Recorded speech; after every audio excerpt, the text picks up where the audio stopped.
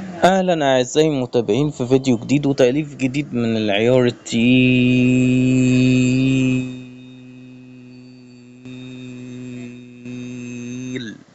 جدا. تأليف جديد من العيار التقيل جدا يا أعزائي المتابعين، وحلقة تأليف جديد من العيار التقيل جدا يا أعزائي المتابعين، حلقة رقم 14 من قصة أصحاب الأبطال. تأليف ثلاثي: يوسف القناص، محمد الجبلاوي، محمد المفترس. رقم 1 اللي بيكتب يوسف القناص. رقم 2 اللي بيكتب محمد الجبلاوي. رقم 3 اللي بيكتب محمد المفترس.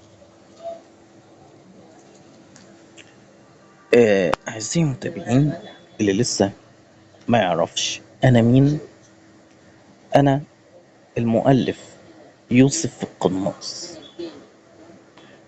أنا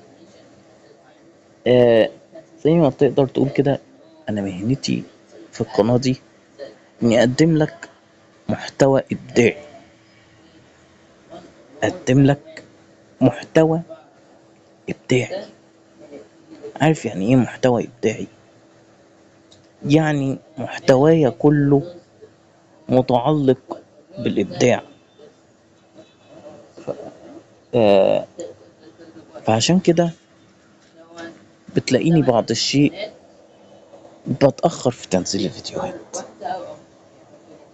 وده لأن أنا علشان أنزل لك فيديو الموضوع بياخد مجهود مني،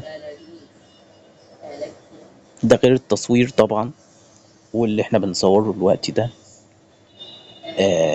فطبعا يعني انت فاكر ان الامور سهلة وان الامور بسيطة جدا وبتتم بمنتهى السهولة، لكن الحقيقة ان انت ما تعرفش انا بتعب قد ايه على ما انزل فيديو زي ده. يعني فيديو زي ده يمكن بياخد مني 5 ايام مجهود او يومين، بس ببقى يعني مضغوط ضغطة جامدة جدا.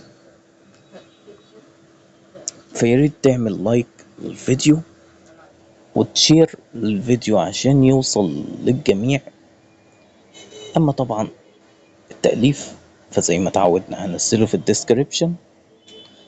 اشوفكم في فيديو جديد، مع السلامة.